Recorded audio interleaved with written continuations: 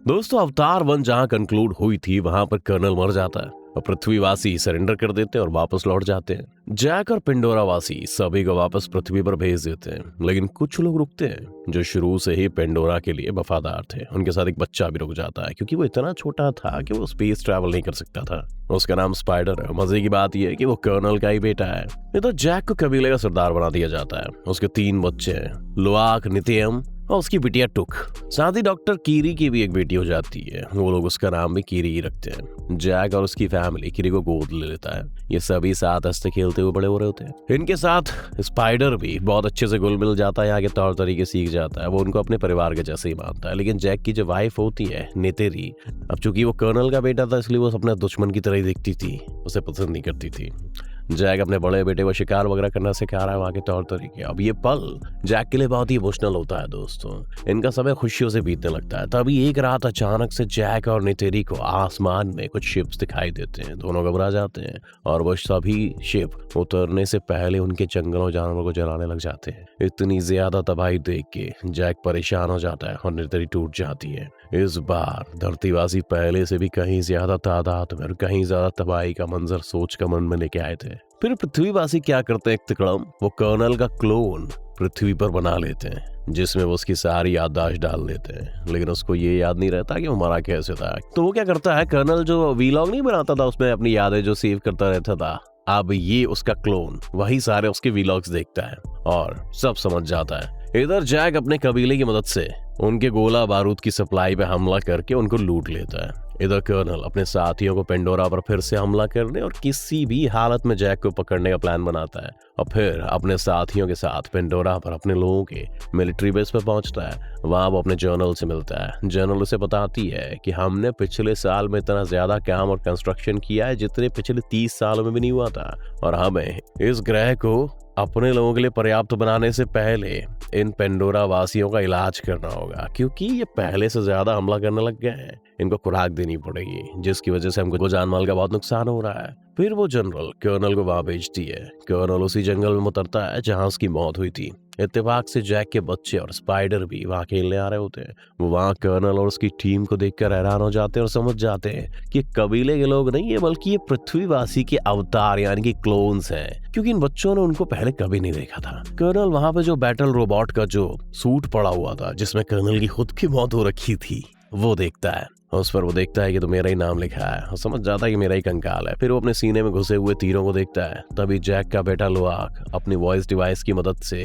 Jack को वहां की सारी कंडीशन बता देता है। जैक और नितेरी सारी बात सुन के परेशान हो जाते हैं और उन बच्चों से कहते हैं कि कोई आवाज मत करियो, वहां से निकल लियो। बच्चे वहां से निकलने लग जाते हैं। कर्नल के हाथ भी उन सबको पकड़ लेते हैं। कर्नल उन सबकी उंगलियों को देख के समझ जाता है कि ये हाफ ब्रीड है, क्योंकि पेंडोरियंस की 4 ही उंगलियां होती हैं और इनकी 5 थी। कर्नल लुआक को देखकर पहचान जाता है कि ये तो जैक का बिटवा है। लेकिन स्पाइडर कर्नल को देखकर अजीब सा महसूस करता है। अब कर्नल लुआक से उसके पिता के बारे में पूछता है, पर वो उसको कुछ नहीं बताता। तो कर्नल जैसे ही कीरी को मारने जाता है तो स्पाइडर भड़क जाता है। कर्नल उससे उसका नाम पूछता है, वो अपना नाम उसे बताता है। तो कर्नल को समझ में आ जाता है कि अरे स्पाइडर तो हमारा बिटवा है। वो उससे पूछता है कि उन्होंने तो सबको पृथ्वी पर वापस भेज दिया था, तो तुम क्यों नहीं गए? तो स्पाइडर बोलता है कि बच्चे स्पेसशिप में नहीं जाते हैं, समझे ना, तुम्हें मालूम नहीं है। तो कर्नल जर्नल को अपनी लोकेशन बताता है। जर्नल उससे 10 मिनट में वहां पहुंचने को बोलती है। इतने में कर्नल अपने आखिरी समय का रिकॉर्डेड वीडियो देखता है जो उसे अपने बैटल रोबोट सूट के पास मिला था, और उसे पता चलता है कि वो आखिर कैसे मरा था। अब कर्नल जर्नल के आने का इंतजार करता है और उससे पहले ही जैक और निटेरी वहां जाते हैं और फिर उनकी और कर्नल उनकी टीम के साथ लड़ाई होती है, जिसमें वो अपने बच्चों को बचा लेते हैं। पर एक धमाके के प्रेशर से स्पाइडर बेहोश हो जाता है। कर्नल उसको उठाकर अपने साथ ले जाता है। कीरी रोते हुए जैक से कहती है कि वो स्पाइडर को ले गए। जैक उसको गले लगाकर उसकी हिम्मत बांधता है। इधर जनरल स्पाइडर को टॉर्चर करके उन सभी का पता पूछती है, पर स्पाइडर को कुछ नहीं बताती। कर्नल को ये सब बिल्कुल भी अच्छा नहीं लग रहा था कि वो उसको इतना ज्यादा टॉर्चर कर रही है, तो वह अचानक से इस टॉर्चर को रोक देता है। उस टॉर्चर की वजह से स्पाइडर की नाक से खून निकल आता है। अब कर्नल जनरल से कहता है कि मुझे जानता है, मैं अपने तरीके से इससे बात उगलवा सकता हूँ। तब जनरल उससे कहती है कि ये तुम्हारा बेटा नहीं है, और ये कहकर वहां से चली जाती है। पेंडोरा पर जैक अपनी पत्नी से कहता है कि अब हमको ये जगह छोड़नी पड़ेगी क्योंकि स्पाइडर कर्नल के पास है और वो उसे सब उगलवा लेंगे। नितेरी वहां से जाने से मना कर देती है तो जैक उसे समझाता है कि वो सिर्फ मेरे और तुम्हारे लिए यहाँ पे आए हैं और अगर हम यहाँ पर रुके तो सारे कबीले को वो खत्म कर देंगे। इस बात को समझती हुई रोती हुई वो जैक के गले लग जाती है और चलने के लिए मान जाती है। इधर कर्नल स्पाइडर से बात करने के लिए आता है। वो स्पाइडर को अपना लॉकेट देता है। स्पाइडर उसे देखते ही उसे तुरंत फेंक देता है। असल में अपने पिता से नफरत करता था क्योंकि वो जानता था कि उसके पिता ने लोगों पर बहुत ही अत्याचार किए और बेगुनाह को जान से मारा है। कर्नल स्पाइडर से कहता है तुम एक काम करो, बस मेरे साथ चलो, इससे तुम यहाँ बंदे बंदे भी नहीं रहोगे और मैं तुम पे किसी बात का प्रेशर भी नहीं डालूंगा। अगली सुबह जैक अपना पद त्याग के अपने परिवार को लेकर वहां से निकल लेता है और बहुत दिनों तक एक लंबा सफर तय करने के बाद ये लोग मिटकैनियल लीव आइलैंड पर पहुंचते हैं। उस आइलैंड पर रहने वाले कबीलों का रहन सहन उन लोगों से बिल्कुल ही डिफरेंट होता है। वो कबीला आसमान की जगह पानी के अंदर के शिकारी होते हैं। उस कबीले के जो लोग होते हैं ना, वो जैक और उसके परिवार की थोड़ी खिल्ली उड़ाते हैं क्योंकि उन सभी के मुकाबले जैक और उसके परिवार की पूंछ बहुत ही पतली होती है, हाथ भी पतले होते हैं और उन सब के सामने वो बहुत ही कमजोर वगैरह दिखाई दे रहे होते हैं। तभी उस कबीले का सरदार अपनी पत्नी के साथ वहां पे आता है और वो जैक से पूछता है कि तुम यहाँ पे क्यों आए हो। जैक कहता है कि हम यहाँ तुम्हारे कबीले में शामिल होने के लिए आए। तो सरदार उससे कहता है कि तुम जंगली वासी और हम पानी वासी हैं, तुम्हारी कोई भी कुशलता यहाँ पे काम नहीं आएगी। तो जैक कहता है कि हम जल्दी सीख लेंगे यार, अडॉप्ट कर लेंगे। तभी सरदार की पत्नी बोलती है कि हमारे जैसे पानी में तेज नहीं तैर सकते हैं और कीवी और बच्चों के हाथ देके कहती है कि ये तो भैया सच्ची पैदाइश ही नहीं है, तो आधे इंसान, इनके 4 ही उंगलियां वाली है, इनमें शैतान का खून है। शैतान मतलब हम इंसानों के बारे में बात कर रहे हैं। तो जैक उनको अपना हाथ दिखाता है, कहता है ले वो मेरा हाथ देखो चाची, मेरे भी ऐसे ही हाथ है और माँ ईवा ने मुझे जीवन दान दिया है, उन्होंने ही मुझे कबूल किया है और अब मैं तुम में से एक हूँ।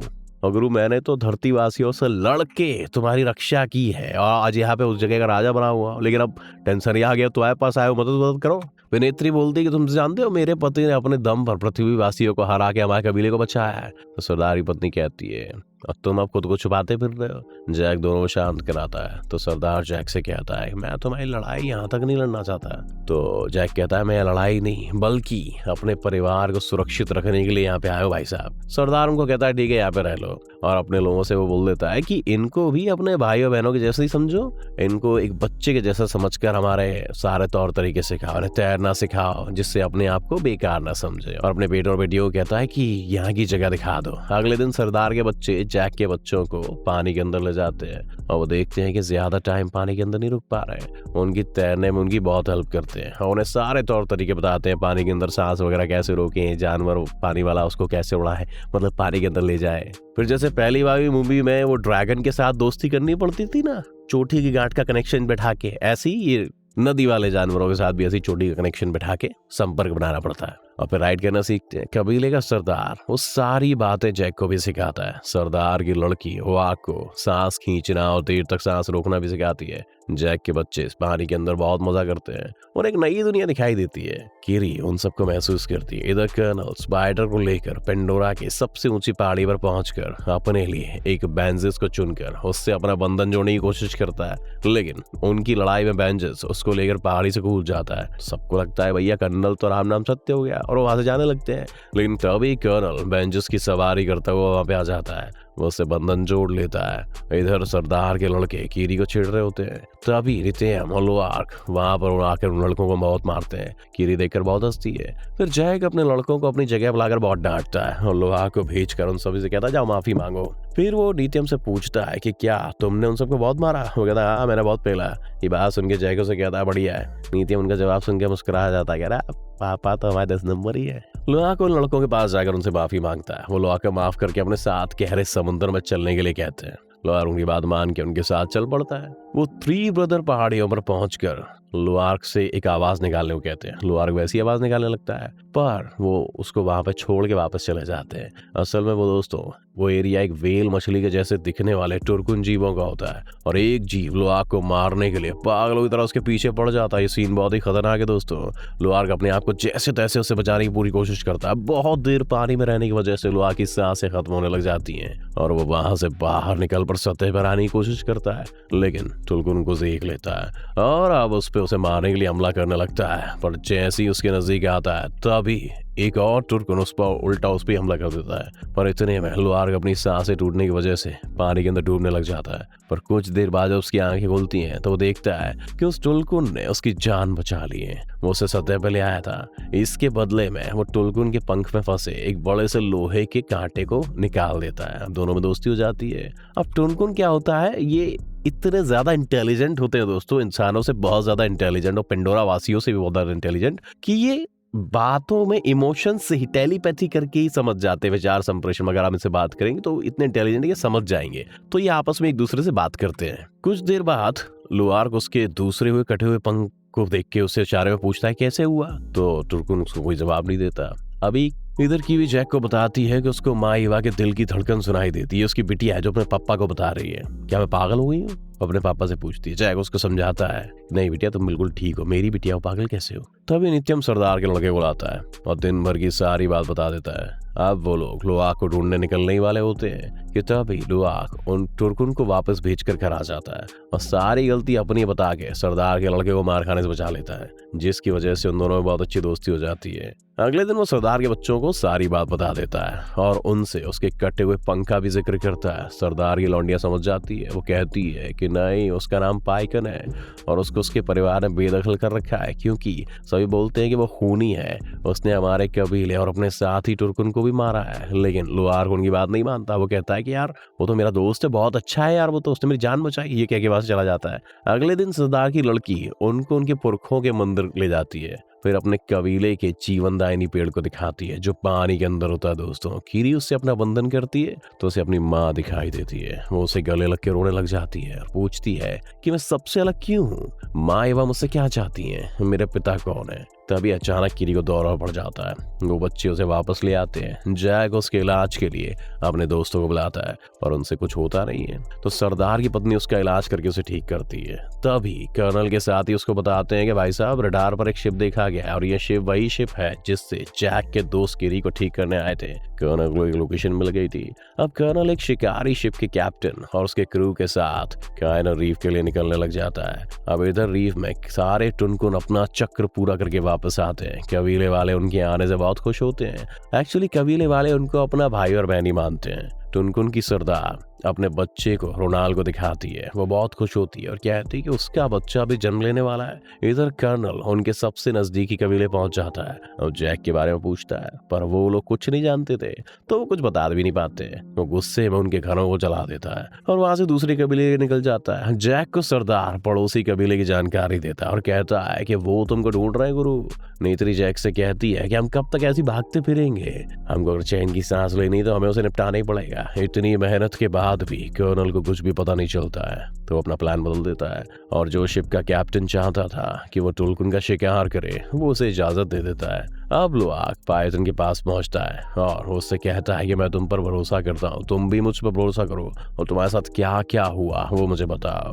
और वो उसको ऐसा करते हुए उसके साथी उसे देख लेते हैं। पायथन अपना मुंह खोलता है। लुआक अंदर जाकर अपना बंधन जोड़ता है जिससे उसको सब पता चल जाता है कि उसने सिर्फ अपने साथी और कबीले वालों को बचाने की कोशिश की थी। इसमें उसकी कोई गलती नहीं थी, इल्जाम भी वही झेल रहा है, उसने किसी को नहीं मारा। अब उस कबीले के सरदार को पता चल जाता है कि लुआक आइकन के पास गया था, जिसकी वजह से वो उसको डांट लगाता है और बताता है कि टुरकुन पहले खूनी दरिंदे हुआ करते थे और बहुत ज्यादा मारकाट करने के बाद उन्होंने दरिंदगी त्याग दी और शांति को ही अपने जीवन का मूलाधार बनाया। पर पाइकन ने उनके नियम तोड़कर वापस से दरिंदगी दिखाई तो उसको बिरादरी से बेदखल कर दिया गया। लुआक उसको सच बताने लगता है पर जैक उसको बोलने नहीं देता। इधर कर्नल की टीम टुनकुन की सरदार पर ही ट्रैकर लगा देती है क्योंकि वो अपने बच्चे की वजह से तेज नहीं तैर सकती थी।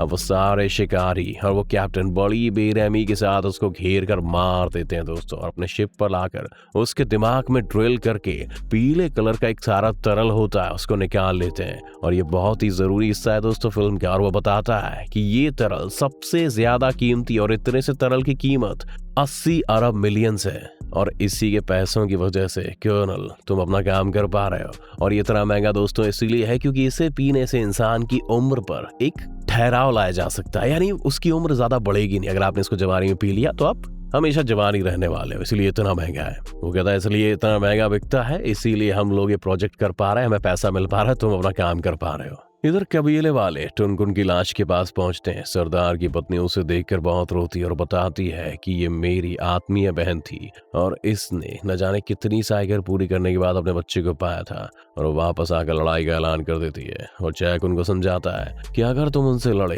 तो वो तुम्हारा सब कुछ निपटा देंगे। उनकी टेक्नोलॉजी आगे गुरु, तुम कुछ भी नहीं हो, तुम्हारा सब तबाह हो जाएगा जिससे तुम प्यार करते हो।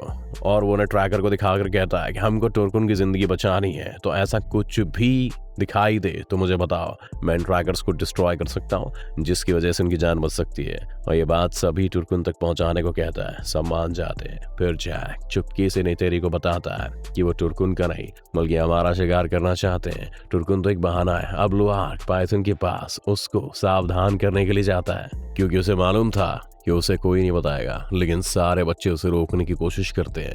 लेकिन वो वहां से निकल जाता है तो भी सारे बच्चे उसका पीछा करते हैं। इधर कप्तान दूसरे शिकार की तैयारी करने लगता है। लुआक पाइकन के पास पहुंचता है। वो पाइकन पर ट्रैकर देखकर घबरा जाता है और वो उस ट्रैकर को निकालने की कोशिश करने लग जाता है। तो अभी सामने से शिकारी जहाज को देखकर वो भी घबरा जाता है। अब सब बच्चे वहां पर पहुंचकर उस ट्रैकर को निकालने की बहुत कोशिश करने लग जाते हैं, पर वो उनसे भी नहीं निकल रहा था। फिर लुआक अपने पापा को यानी जैक को सब कुछ बता देता है और जैक सरदार को बताता है। वो सब तैयार होकर आक्रमण करने के लिए निकल जाते हैं। कर्नल उन बच्चों को टुलकुन के पास देखकर बहुत खुश होता है।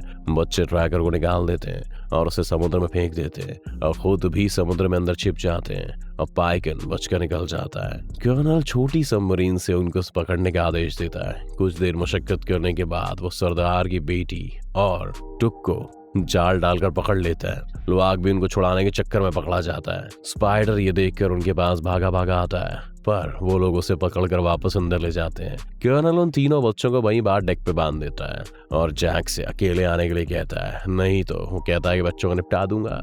जैक खुद को सरेंडर करने के लिए तैयार हो जाता है। पाइकन पानी के अंदर से लुआक को शिप पर बंधा दे गुस्से से पागल हो जाता है और समुद्र के अंदर पत्थरों को तोड़ने लग जाता है। अब वो उसको बचाने की ठान कर अपने सारे नियम फिर से तोड़ के शिप पर कूद पड़ता है और वहां सब कुछ तोड़ ताड़ करने लगता है। उसको देखकर शिप का कैप्टन उसका शिकार करने के लिए वहां जाता है और ये सब देखते हुए कबीले वाले भी लड़ाई में कूद पड़ते हैं। कप्तान पाइकन पर रॉकेट छोड़ता है और वो अपना सिर नीचे कर लेता है, जिससे रॉकेट उससे टकरा के कप्तान के शिप पे पड़ जाता है। ऐसा देख के कप्तान हैरान हो जाता है और उन सभी लोगों में बहुत ही भयंकर लड़ाई शुरू हो जाती है और सब अपने दुश्मनों को मारने लग जाते हैं। इधर पानी के अंदर कीरी अपने बंधन को उनके जीवनदायिनी पेड़ से जोड़कर कर्नल की सबमरीन्स को तोड़ देती है, जिसको देखकर सरदार के लौंडे हैरान हो जाते हैं। शिप के अंदर स्पाइडर भी शिप के कंट्रोल को तोड़ देता है, जिसकी वजह से शिप चट्टान से जाके टकरा जाता है और उसमें पानी भरने लग जाता है। कप्तान अब पाइकन को पकड़ने के लिए तार से बंधे एंकर को उस पर शूट करता है,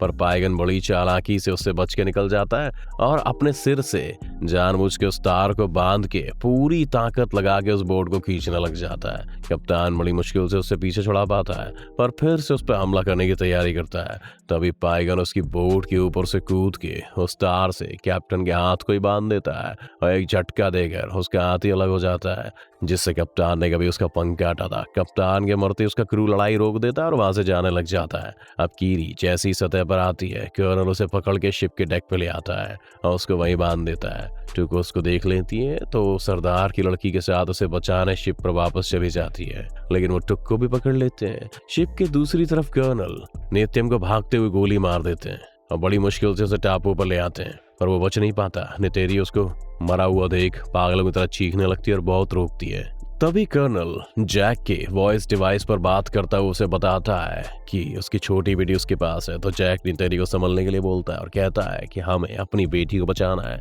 नितेरी अपना धनुष उठाकर अपने बेंचेस पर बैठकर शिप की तरफ उड़ जाती है। जैक वहां शिप पर चुपचाप पहुंचकर धमाका कर देता है, जिससे वहां आग लग जाती है। नितेरी वहां पहुंचकर बहुतों को निपटा देती है। उसका रौद्र रूप देख स्पाइडर भी डर के मारे छिप जाता है। इधर चुपके से जैक टुक को छुड़ा लेता है। कर्नल कीरी के गले पर चाकू रखकर उसके सामने आता है और कहता है कि तुम नहीं चाहोगे कि आज तुम्हारी एक औलाद और मर जाए। कर्नल उससे हथियार रखवा देता है। स्पाइडर कर्नल को ऐसा करने से रोकता है, पर वो नहीं मानता है। तभी नितेरी स्पाइडर के गले पर चाकू लगाकर कीरी को छोड़ने को बोलती है, पर कर्नल उसको ऐसा दिखाता है जैसे उस पर इस बात का कोई फर्क ही नहीं पड़ा है। तभी नितेरी कर्नल से कहती है कि लड़के के बदले लड़का स्पाइडर की छाती पे चाकू मार देती है। कर्नल तुरंत किरी को छोड़ देता है। अब वो सब वापस जाने लगते हैं, पर कर्नल कहता है कि मैं अभी भी नहीं रुकूंगा और वापस आऊंगा और तुम अपने पूरे परिवार के साथ सारी जिंदगी डर में जियोगे। इतना सुनते ही जैक उस पर हमला कर देता है। इधर पानी के अंदर नितेरी और उसके बच्चों को आग घेर लेती है, तो वापस शिप पे चढ़कर उसके दूसरी तरफ से निकलने की कोशिश करती है। तभी पानी का बहाव टुक को शिप के अंदर ले जाता है। नितेरी उसके पीछे कूद जाती है। शिप डूबने लगता है और पलट जाता है। स्पाइडर और किरी ऊपर आ जाते हैं। इधर पानी के अंदर जैक लड़ते लड़ते कर्नल का गला घोंट कर उसे बेहोश कर देता है। उसको लगता है कि कर्नल निपट गया है, लेकिन खुद भी पानी में सांसें टूटने की वजह से जैक भी डूबने लगता है। तभी लुआक जैक को बड़ी मुश्किलों से एक चेम्बर में लेकर आता है, जिससे जैक को सांस आ जाती है। इधर टुक और नितेरी भी एक जगह आकर फंस जाते हैं और जहाज पूरी तरह अंधेरे में डूब जाता है। फिर कीरी वहां पर रोशनी देने वाली अनेक मछलियों को बुला देती है और वो उनको पूरे जहाज में भेज देती है। वो टूक और नितेरी को बाहर निकाल लेती है। इधर लुआक पाइकन की मदद से जैक को भी बाहर निकाल लेता है। अब पाइकन उन सभी को अपने पंख पर बिठाकर टापू पर छोड़ देता है। स्पाइडर भी कर्नल को बाहर निकाल लेता है। वो जिंदा होता है। वहां उसका बेंजिस आ जाता है। अब स्पाइडर ने ऐसा क्यों किया दोस्तों? क्योंकि था तो वो उसका बाप ही, और उसको उस पर पता नहीं क्यों दया आ गई, और शायद नीत्री भी उससे नफरत करती है। अब ये तो इसका अगला पार्ट बना तो उसमें पता चलेगा। खैर कर्नल उसको धन्यवाद देता है कि बेटा तुमने मेरी जान बचा ली। वो कहता है कि तुम भी मेरे साथ चलो, पर स्पाइडर उसे वहां चिढ़ाकर वापस जैक और उसके परिवार के पास आ जाता है। तो कर्नल अपने बेंचेस पर बैठकर वहां से उड़ जाता है। अब सब कबीले वाले नित्यम को आखिरी विदाई देते हैं, जिसकी मौत हो गई थी।